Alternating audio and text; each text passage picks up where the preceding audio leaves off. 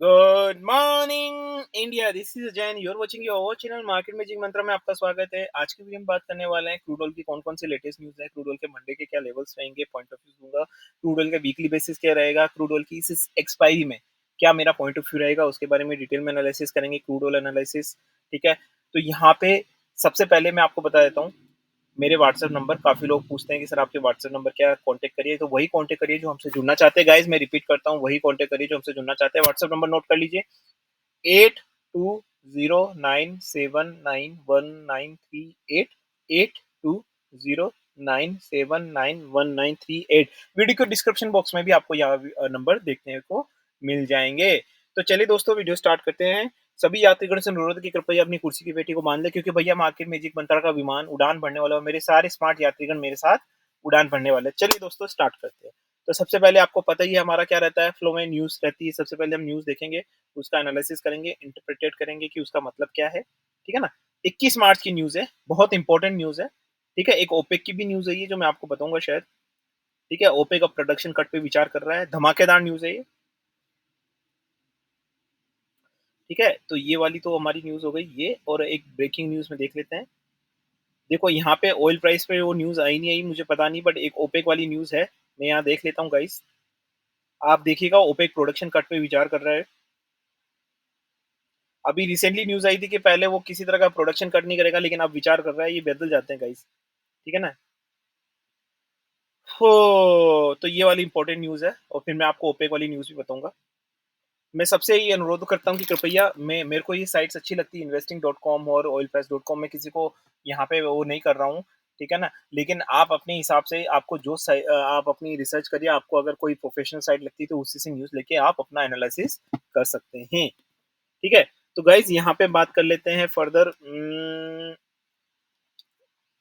ये न्यूज के बारे में मैं हिंदी में भी अनुवाद करूंगा और इंग्लिश में भी अनुवाद करूंगा। गाइज गर्मी लग रही है, 1 मिनट के लिए एसी ऑन कर रहा हूँ, जिसको कमेंट में जो लिखना है वो लिखे। ठीक है, प्लीज लाइक कर लीजिए गाइज, इतनी सारी गर्मी में। आपको भी मानता है अप्रैल आ गई है, मैं गर्मी में वीडियो बना रहा हूँ, बार बार एसी ऑन करना पड़ रहा है। एसी में इसलिए ऑन नहीं करता कि आवाज आती है। तो गाइज ठोको लाइक यार, मैंने वापस से बंद कर दिया, ठोको लाइक। गयानाज ओल Oxford Europe refinery loves it, ये मैंने क्या खोल दिया है। मैं तो दूसरी न्यूज खोलने वाला था, यूएस ऑयल। ठीक है, देखो, US oil and gas rig count rises slightly despite uncertainty. Rig count का मतलब समझते हैं आप क्या होता है, मैं आपको बता देता हूँ। रिग काउंट मतलब एक तरीके से खुदाई।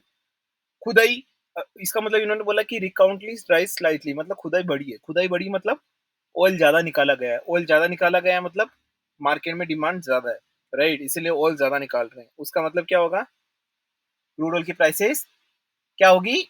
हाँ, समझ गए, स्पाइक होगी ये बात। ठीक है ना।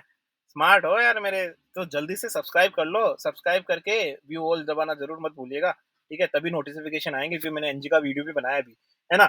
देखो, मैं इसको फटाफट बोल देता हूँ, मैं हिंदी में भी अनुवाद करूंगा। Total number of active drilling rigs in US rose slightly this week according to Baker Hughes, but remains lower than this time last year as the industry faces market uncertainty. US crude oil production fails for the first time in the 7 weeks, but still near in the all-time high, while oil prices saw an increase before the rig data release. Right? Drilling activity in the Permian Basin experienced a slight decline, and the Eagle Ford rig counts held steady but showing decreases compared to the previous years. तो basically ये उस तरीके की बात कर रहे हैं कि जैसे किसी स्टॉक का, कंपनी का रिजल्ट आता है ना, तो क्वार्टरली बेसिस वहां पे ज्यादा कोई अंतर नहीं होता, लेकिन ईयरली बेसिस वहां पे अंतर होता है, राइट। तो यहाँ पे यही है। तो इस बार इन्होंने इन क्वार्टरली बेसिस पिछली से लो आया, लेकिन फिर भी हाई है, अभी भी ऑल टाइम हाई पे चल रहा है। मतलब इस न्यूज के बेसिस अगर मैं, कोई मुझसे बोले कि सर इस न्यूज का क्या इंपैक्ट पड़ेगा, तो सिंपल सी बात है। मुझे लगता है कि जो मेरे वीडियोस रोज देखते हैं वो तो अब शायद अंदाजा लगा ही चुके होंगे कि इससे क्रूड ऑयल की प्राइसेस बढ़ेगी। ठीक है ना। तो गाइस, व्हाट्सएप ग्रुप के नंबर नोट कर लीजिए, मैंने पहले भी बताया व्हाट्सएप करके। अच्छा, मैं बता चुका हूँ तो एक बार और नोट कर लीजिए भैया, भूल जाता हूँ गाइस। मैं वीडियो बड़ा जेन्युइन तरीके से बनाता हूँ, किसी तरह की कोई प्री डिफाइंड शूटिंग वगैरह या ऐसा कुछ नहीं करता हूँ। तो मुझे याद नहीं रहता है कि मैंने कहाँ नंबर बोले कहाँ नहीं बोले, तो वापस से नोट कर लीजिए गाइस। 8209791938 ये व्हाट्सएप नंबर है, वापस नोट करिए। 8209791938 वीडियो के डिस्क्रिप्शन बॉक्स में भी मिलेंगे आपको, है ना। तो यहाँ पे जब रिकाउंट बढ़ रहे हैं तो सिंपल सी बात है, और ओपेक प्रोडक्शन कट भी आ रहा है, तो सारी न्यूज़ें जो है ना, मुझे लगता है बुलिश, क्रूड ऑयल बुलिश की तरफ नजर आ रही है। और यही हमने हमारे व्हाट्सएप ग्रुप में ही बोला। व्हाट्सएप ग्रुप में तो हम पिछले 1 वीक से कमाल कर रहे हैं भाई साहब, बहुत मजा आ रहा है। ठीक है गाइज, अगर आप जुड़ना चाहते हैं तो प्लीज वही मुझे मैसेज करें, कॉल करें व्हाट्सएप पे जो जुड़ना चाहते हैं, अदरवाइज प्लीज डोंट। ओके, तो ये एक रही न्यूज़, ओपेक प्रोडक्शन कट की न्यूज़ यहाँ पे नहीं है, बट वो आपको आती हुई दिखाई देगी। मैं चाहूँगा कि आप किसी और जगह सर्च करें। देखो गाइस, प्लीज़ कोई भी न्यूज़ ऑथेंटिक है या नहीं है, ना मेरे पे विश्वास करें, ना किसी पे विश्वास करें। आप अपने हिसाब से रिसर्च करें। काफ़ी सारी प्रोफेशनल साइट है, investing.com है, मुझे ये लगती है, अगर आपको भी लगती है तो आप कर सकते हैं, और दूसरी साइट्स भी ब्लूमबर्ग, रियूटर्स वगैरह, जो आपको अच्छा लगता है वहाँ जाके आप चेक कर सकते हैं, ठीक है? तो यहाँ पे अब मैं आ जाता हूँ सीधा इस पे। तो काफ़ी लोग मुझसे पूछे कि सर यार, या अब क्या एक्सपायरी में क्या होने वाला है? क्या यहाँ पे फर्दर आपको 6000 के ऊपर नज़र आएगा या 6000? देखो, मैंने पहले भी नए वीडियोज़ बनाए, काफ़ी सारे वीडियोज़ बनाए, राइट? ठीक है ना? तो पहले भी मैंने कहा है कि 6000 डेफिनिटली क्रॉस करेगा। एंड जब भी हमने रेंज बाउंड का बहुत फ़ायदा उठाया, हमने एक रेंज बाउंड बनाई थी, ठीक है ना? उसी रेंज बाउंड में मैंने बोला था कि जब-जब यहाँ आए तब-तब आप ये कर लो, तब-तब ये कर लो, और हमारा बहुत मज़ा आया हमको, बहुत मज़ा आया। मैं आपको यहाँ पे आपको भी बता देता हूँ, ऐसा नहीं कि यहाँ पे मैं अपना पॉइंट ऑफ व्यू नहीं रखूँगा। देखो, सिंपल सी बात है गाइज़, 5899 है, ठीक है ना? अगर ये वापस से 5850 के आसपास आता है, आई रिपीट 5850 के आसपास आता है, तब भी आपको ऊपर की तरफ लेना है। रजिस्टेंस सपोर्ट हमारा रहेगा हमेशा 5680 का, और अगर ये 5940 ब्रेक कर लेता है, तो आपको 6040 के लेवल भी आएँगे, और मुझे लगता है इस एक्सपायरी में आपको ये 6200, 6300 भी दिखाता नज़र आएगा। ये एक्सपायरी बहुत ज़्यादा बुलिश रहने वाली है। आई रिपीट, ये एक्सपायरी बहुत ज़्यादा बुलिश रहने वाली है।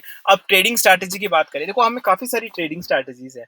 जब भी हम बात करते हैं, मैं आपको यहाँ पे डिस्क्लेमर दे देता हूँ गाइज़, वीडियो के मैंने चैनल के डिस्क्रिप्शन में भी डाल रखा है कि this video is only for learning and education purpose. यहाँ पे किसी भी तरह की बाय सेल की रिकमेंडेशन नहीं देते। I am not certified SEBI adviser, I am not certified any kind of financial. मैं इंडिविजुअल जो अपने पॉइंट ऑफ व्यू देता है, उसके बाद भी अपना ही मानते हैं, और मेरे पॉइंट ऑफ व्यू में रियल में ट्रेड करने लगते हैं, तो आपकी जिम्मेदारी मेरी जिम्मेदारी नहीं बनती है। Same goes for my all videos. ये disclaimer applicable for my all videos, okay? ठीक है? तो यहाँ पे फर्दर मुझे लगता है कि अगर 5940 जाएगा, तो आपको 6140, 6200 भी दिखाई देगा, ठीक है ना? तो स्ट्रैटेजीज़ वगैरह हमारी क्या रहेगी भाई साहब? देखो, सबसे पहले मैं अगर किसी को बताऊँ, कि मैं किसी से भी पूछूँ, भाई साहब जब भी आप मार्केट में ट्रेडिंग करने आते हो, तो सबसे पहले आपको है ना अपने नेगेटिव चीज़ें पहले देखनी चाहिए। मतलब आप सोचोगे यार ये तो बड़ा नेगेटिव बंदा है, नेगेटिव बंदा नहीं हूँ मैं, नेगेटिव बंदा नहीं हूँ, पॉजिटिव ही हूँ, लेकिन आपको है ना, आपको नेगेटिव चीज़ें पहले सोचनी पड़ेगी। नेगेटिव चीज़ें पहले नेगेटिव चीज़ें पहले सोचनी पड़ेगी, ताकि आप उसको कवर कर सकें। पॉजिटिव जो चीज़ें आपके साथ हो रही है, उसमें तो आपको कुछ करने की ज़रूरत ही नहीं ना। तो यहाँ पे नेगेटिव चीज़ें क्या होगी भाई साहब? अगर कोई मार्केट में ट्रेड करता है, तो सबसे बड़ी रिस्क क्या होगी? सर जी, मार्जिन खत्म हो गया। अब क्या करें? तो हमने एक स्ट्रैटेजी बना ली, मार्जिन स्ट्रैटेजी। दूसरा बोलता है, सर एक्सपायरी आ गई, सर एक्सपायरी में कुछ पता ही नहीं चलता, सर क्या होता है? सर एक्सपायरी में हमें निकालना पड़ता है, हमारे पास कोई ऑप्शन नहीं है। एक्सपायरी की स्ट्रैटेजी बना ली। वो भी स्ट्रैटेजी बना ली भाई। सब कुछ बना लिया हमने, ठीक है? मार्जिन को भी मैनेज कर लिया, एक्सपायरी को भी मैनेज कर लिया, और बताओ? तो सबसे पहले हम फाइंड करते हैं रिस्क, फिर उसके हम बनाते हैं मिटिगेशन प्लान, मतलब उस रिस्क को कैसे हमको मैनेज करना है वो बताएंगे। उसके बाद फर्दर हम उसको किस तरीके से मैनेज करना, क्योंकि देखो गाइज, अगर आप ये सोचते हैं कि आप स्टॉक मार्केट में आएंगे या कमोडिटी मार्केट में आएंगे, आप कुछ एनालिसिस करेंगे और वो हिट हो जाएगा, और आप यही सोचते हैं कि जिसके एनालिसिस हिट हो जाते हैं वो अच्छा ट्रेडर है, जिसके एनालिसिस कम हिट होते हैं, तो मैं आपको चीज बता देता हूँ गाइज, आपने अगर अच्छा एनालिसिस किया तब भी आप फंस सकते हैं, तब भी आप अनसक्सेसफुल रह सकते हैं। That's a fact. मेरी बहुत गहरी बात बोल रहा हूँ मैं। आप अच्छा एनालिसिस करते तब भी फंस सकते हैं, ठीक है? इसका मतलब हमेशा अच्छा एनालिसिस ही करना है, बट अगर आप अच्छे एनालिसिस के बेसिस पे बोलते हो कि यार मैंने सही एनालिसिस किया, टेक्निकल किया, वो किया, तो उसके बाद भी फंस गया, भाई न्यूज वगैरह देख ली, सब कुछ देख लिया, उसके बाद भी फंस गया, क्यों होता है? मेरा भी पॉइंट ऑफ व्यू गलत हो जाता है, राइट? मैं ये मान के चलता हूँ कि भाई साहब, मार्केट में कुछ चीजें आपकी क्लिक होगी, कुछ चीजें नहीं होगी, कभी बहुत ज्यादा नहीं होगी, कभी क्या होगी, और मैं ये नहीं मान के चलता कि मैंने अगर एनालिसिस अच्छा किया तो मतलब मैं हमेशा सक्सेसफुल रहूंगा, नहीं, ठीक है ना? वो आपको ये आत्मसात करना होगा कि आप नहीं रहेंगे, तो आपको स्ट्रैटेजी बनानी पड़ेगी। आपको स्ट्रैटेजी बनानी पड़ेगी कि भाई मैंने अच्छा एनालिसिस किया, लेकिन न्यूज आ गई, अब मैं क्या करूं? ठीक है ना? तो स्ट्रैटेजीज वगैरह इज द बैकबोन। अगर आप लॉन्ग टर्म में कुछ करना चाहते हैं, तो बिना स्ट्रैटेजी के अगर आप ट्रेड करेंगे ना, वेस्ट ऑफ टाइम। आप ले लीजिए किसी और से, आप ले लीजिएगा, टिप ले लीजिएगा, वो जिंदगी भर वही करते रहोगे आप, कोई मतलब नहीं उस चीज का। लेकिन अगर आपको लॉन्ग टर्म में कुछ करना है, तो आपको वहां पे स्ट्रैटेजीज लगानी पड़ेगी। हम अपने घरों में भी लगाते हैं ना यार, आप जो पैसा कमाते हैं, क्या पैसा का उसको मैनेज कैसे करना है, आप नहीं लगाते स्ट्रैटेजी? मेरे को यहाँ इन्वेस्टमेंट करना, मेरे को वहां इन्वेस्टमेंट करना है, तो वहां लगाते, तो यहाँ क्यों नहीं लगाते भाई? हर जगह लगाते हैं हम स्ट्रैटेजी। मुझे लगता है कि हमारी लाइफ का कोई ऐसा एक पहलू नहीं जहाँ पे हम मैनेजमेंट नहीं लगाते, राइट? तो यहाँ पे आप सिर्फ टेक्निकल चार्ट देखते हो, टेक्निकल चार्ट मैनेजमेंट हुआ क्या? टेक्निकल चार्ट बिल्कुल देखना चाहिए, आपको एक्सपर्ट बनना चाहिए टेक्निकल चार्ट में, लेकिन साथ में आपको बहुत सारी चीज़ें और कंबाइन भी करनी पड़ती है। मुझे लगता है कि ये तो जो भी इंटरमीडिएट है मेरी बात से सहमत होगा, बिगिनर को अभी धीरे-धीरे पता चलेगा कि मैं क्या कह रहा हूँ। मैं हमेशा ये चाहता हूँ कि आपका भला ही चाहता हूँ। मैं चाहता हूँ कि सब अपने पैरों पे खड़े हो जाए, किसी से कुछ पूछने की ज़रूरत ना पड़े। आप खुद है ना, आप अपनी फैमिली के साथ एन्जॉय कर रहे हैं। अगर आप बैचलर हैं तो आप गर्लफ्रेंड के साथ जा रहे हैं, पहाड़ों पे घूम रहे हैं, ठीक है? और आपने मोबाइल लिया, ठक, सब अपने आप से किया, कितना अच्छा हो जाए, राइट? उसके लिए गाइज़ आपको सीखना पड़ेगा, क्योंकि हमारा क्या है ना, भई जो मोटिवेशनल स्पीकर्स होते हैं, 1 करोड़ लोगों को स्पीच दे रहे होते हैं, ठीक है ना? अच्छी बात है वो 1 करोड़ लोगों को बता रहे होते हैं, इसका मतलब ये तो नहीं कि सारे के सारे 1 करोड़ लोग है ना, क्या कहते हैं, करोड़पति बन गए, नहीं उसमें से कुछ बिरले ही बनते हैं। क्यों भई? क्योंकि बात ये है कि हम कितना ही अच्छा बोल लें, लेकिन एट द रिसीवर एंड जैसा उसको कोई आदमी किस तरीके से लेता है, उस पे डिपेंड करता है कि वो करोड़पति बनेगा और दूसरा नहीं बनेगा।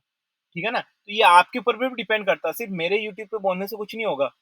जब तक आप उसको इम्प्लीमेंट नहीं करेंगे, कुछ नहीं होने वाला गाइज़। मैंने भाषण दे दिया लंबा-चौड़ा, जिसको जो कमेंट करना है करे, मुझे कोई फ़र्क नहीं पड़ता। मैं ऐसे ही लोगों को एजुकेट करता हूँ, करता रहूँगा आगे भी। With this niceful and noble thought, this is Ajay signing off guys, bye bye.